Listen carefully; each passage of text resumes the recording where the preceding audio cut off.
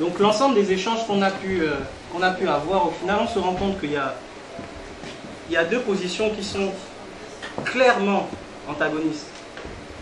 Les uns estiment que les préalables sont bien trop nombreux, sont presque insurmontables dans l'état actuel des choses, rajoutant même que l'organisation des États-Unis d'Afrique, donc l'Union africaine qu'on a actuellement, va même à l'encontre de la construction espérée, des objectifs fixés par des États-Unis d'Afrique, raison pour lesquelles, ces diverses raisons, ils considèrent que c'est un mythe, une réelle utopie de parler des États-Unis d'Afrique à l'heure actuelle.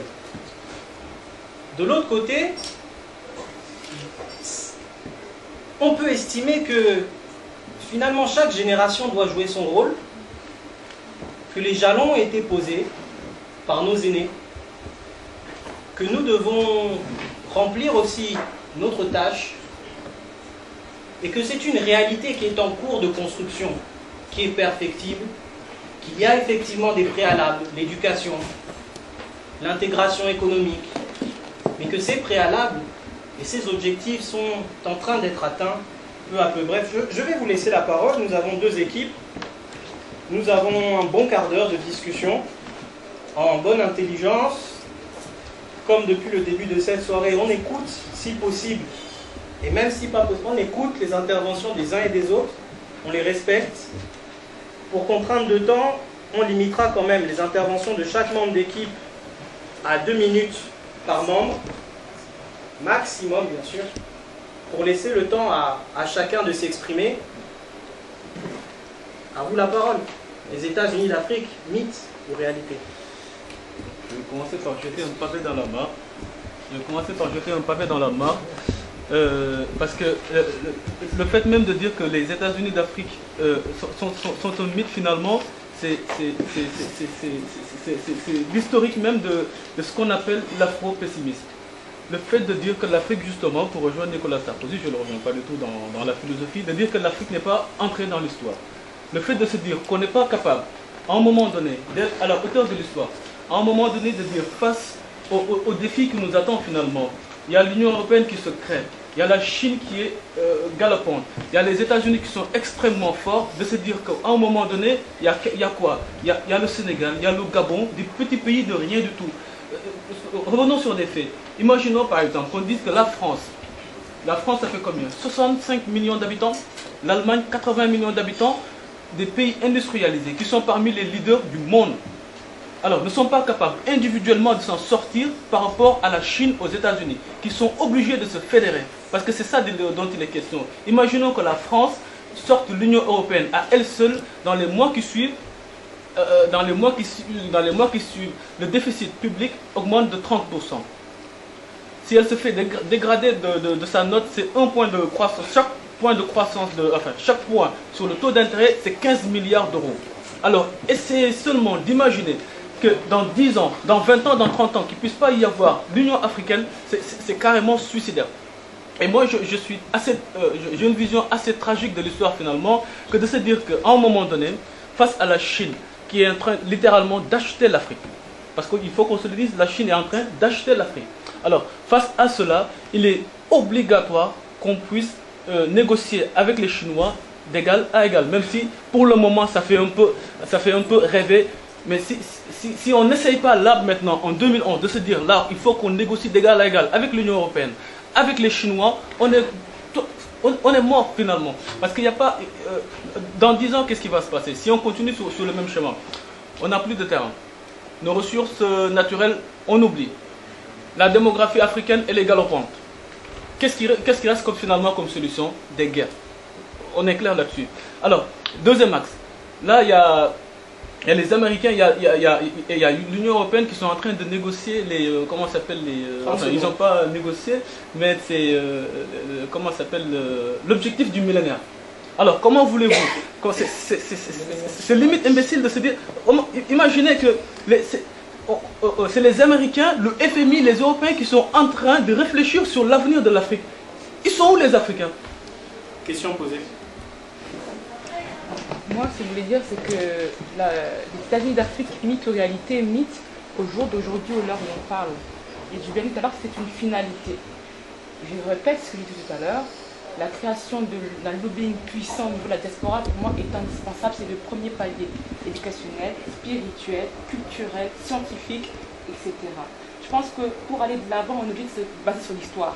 Quand on parle du 14 juillet, quand on parle de quoi que ce soit ici en France, on se base sur l'histoire pour pouvoir avancer. On parle des forces licornes, on parle de quoi que ce soit, eux n'oublient jamais ce qu'ils ont fait. Donc il y a, dans une civilisation, il y a un début, une apogée, une fin. Nos civilisations ont eu un début, une apogée, une fin, elles ont été envahies. D'accord? Au jour d'aujourd'hui. Il faut quand même savoir que c'est pas ça dont vous parlez aujourd'hui, la France, de l'Allemagne, quoi que ce soit. C'est pas fait en un jour. Du jour au lendemain, on n'a pas vu l'Union africaine. La guerre de 100 ans, c'est pas moi qui l'ai inventée. D'accord? Ils se sont mis dessus. Au jour du moment, ils se sont dit qu'on en a marre de se battre. On va faire une coalition et on va observer ce qui est à l'extérieur et on va voir comment on va se développer. D'accord? Ils ne sont pas arrivés du jour au lendemain, l'Union africaine et l'Union européenne, à 27, 28 pays. Et même 28 pays, c'était il y a combien de temps? Il y a combien de temps? Donc, Ça a commencé en 57. 30 secondes. Donc, ce que je veux dire, c'est que mythe, oui, au jour d'aujourd'hui, mais préparons-nous justement pour créer cette Union africaine dans le temps. Au jour d'aujourd'hui, je ne vois pas comment, quand on n'a pas des bases, on ne parle pas du même, on ne parle pas, comme disait la maman, de la même langue, on n'a même pas une langue transcontinentale. Les États ne sont même pas souverains, nous n'avons même pas le lobbying au niveau de l'armement. Vous voulez vous développer, mais vous croyez que c'est un rapport de force, on va vous laisser faire. Comment? La question est posée. Merci beaucoup. Je sens la transition comme ça. Je pense que ce n'est pas forcément quand on veut se développer, on a besoin de l'armement. Il y a des pays qui sont développés qui n'ont pas besoin d'armement. D'ailleurs, je pense que au lieu d'affecter des sommes astronomiques à l'armement, peut-être ça peut nous servir à investir quelque part. Moi, je pense que si on regarde un peu l'historique, on ne peut pas dire que c'est un mythe, c'est pas possible de dire que les États-Unis d'Afrique ou l'Union africaine, c'est un mythe, c'est une réalité. Parce que c'est un processus qui a commencé par l'OIA, qui vient par l'Union africaine, et aujourd'hui on parle des États-Unis d'Afrique. Et je pense que pour ça, rien que aujourd'hui, pour vous citer un exemple qui démontre que ce n'est pas un mythe, c'est qu'aujourd'hui, si tu prends les États-Unis d'Afrique, on a quand même un président, comment il s'appelle, le gars du Gabon, Jean Ping, de la Commission, effectivement, qui est un peu le ministre des Affaires étrangères, c'est-à-dire celui qui pilote la politique étrangère de l'Afrique. Si tu prends aujourd'hui, hier c'était le président du Nigeria, aujourd'hui c'est le président de la Guinée équatoriale, qui est le président de l'Union africaine. Donc aujourd'hui, je pense qu'à travers ces deux exemples, cela démontre que c'est quand même une réalité. Maintenant, on peut se poser la question de la manière. Est-ce que c'est par là qu'on doit commencer ou c'est pas par là qu'on doit commencer? Ça, je suis d'accord, mais on ne peut pas dire que c'est un mythe. Pour moi, c'est une réalité à travers ces deux exemples. Merci pour le respect du temps. En fait, j'aimerais rebondir juste sur vos derniers propos. Vous avez donné donc des noms de présidents de commission, de culture et autres. Je voulais juste vous informer, ou en tout cas vous rappeler que au niveau donc, de tout le panel de chefs d'État africains qui constituent l'UA aujourd'hui, qui était donc par le passé l'OUA, depuis 63, qui n'ont plus rien fait, jusqu'à ce jour, et au contraire qui ont simplement porté, on va dire, la conscience de leur maître colon, ces présidents-là, que vous dites qui ont fait des choses, en fait en réalité ils n'ont rien fait. Juste pour vous rappeler dans l'histoire, c'est qu'il faut se nourrir toujours de son histoire pour avancer. Juste dans l'histoire et au niveau de chaque président en Afrique qui constitue l'UA, il y a déjà une discorde sur comment organiser ou comment fédérer tous les États africains. Si vous prenez donc, votre maître Abdoulaye Wade, excusez-moi, si vous prenez votre maître Abdoulaye Wade et Kadhafi, les deux prônent donc une culture ou prônent de fédérer l'Afrique de façon continentale. Si vous prenez à l'inverse, donc d'autres présidents qui font toujours partie de l'UA, qui est l'institution censée fédérer l'Afrique, eux, donc le président de l'Afrique du Sud et le président de l'Ouganda, sont pour une intégration régionale, c'est-à-dire s'intégrer d'abord de façon régionale dans chaque endroit, pour ensuite constituer une Afrique solide et pérenne.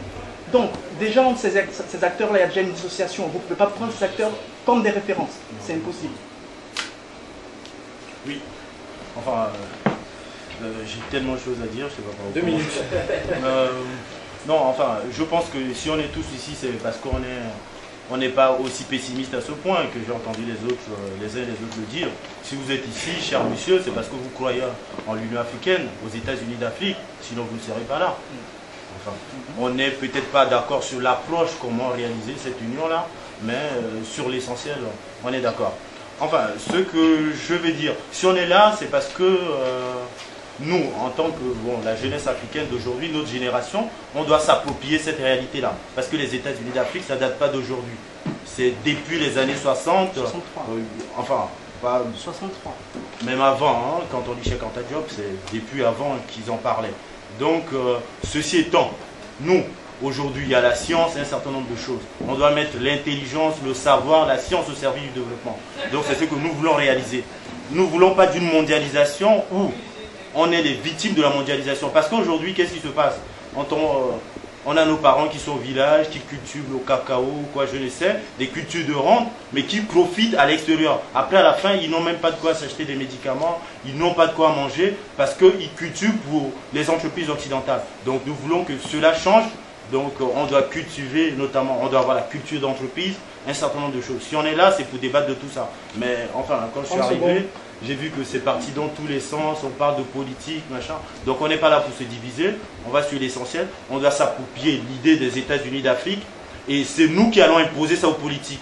Parce que nos politiques aujourd'hui, c'est une réalité. Ce sont des gens qui sont sous tutelle des Occidentaux. L'Union africaine aujourd'hui, c'est l'Union européenne qui décide. Quand on voit le sommet de l'Union africaine, il y a un intervenant qui a parlé de Sarkozy à Addis Abeba. Vous voyez ce qui se passe. L'Union africaine n'est pas autonome. Jean Ping, il ne peut pas prendre une décision. Enfin, donc il y a tellement de choses à dire. C'est pas. Merci. Donc, voilà, mais je vais tout justement rebondir sur ce que mon frère Guy vient de dire. Le diagnostic qu'il a fait, je pense, est correct. On est sous tutelle. Donc, quand on parle de mythe ou réalité, il faudrait exactement mettre en face de nous cette réalité-là. On est encore des colonisés et on doit déjà savoir ce que c'est pour pouvoir s'en sortir et commencer à parler de unité ou de ceci ou de cela. On doit d'abord être libre et indépendant. Où vous voyez un pays africain à l'heure actuelle qui est libre et indépendant? Moi, je pense qu'il n'y en a pas, notamment au niveau des élections. On nous envoie des observateurs. On estime, ou en tout cas, on présume, on est présumé pas suffisamment mature pour mener nos propres élections. C'est un exemple parmi tant d'autres. On nous oblige par rapport à des programmes de réajustement structurel de mener telle politique économique. Donc comment dans cette logique-là, et ceux qui prônent l'unité africaine actuellement et ont cette philosophie, comment, moi je ne vois pas comment en tout cas, ils vont amener l'Afrique à faire les États-Unis d'Afrique. Il faudrait revoir tout le dispositif et repartir de la base. Déjà être libre et indépendant. À partir de là, on peut espérer tous ensemble s'unir pour avoir une force qui pourrait jouer et rentrer et être prise en compte dans la mondialisation ou le monde dans lequel nous vivons actuellement. Je suis tout à fait d'accord que sur le plan économique, on n'est pas totalement libre. Mais justement, pour être libre sur ce plan-là, on a besoin de l'union. Si on fédère nos forces économiquement, politiquement, je pense que par rapport à notre interlocuteur, on peut peser. Merci. On est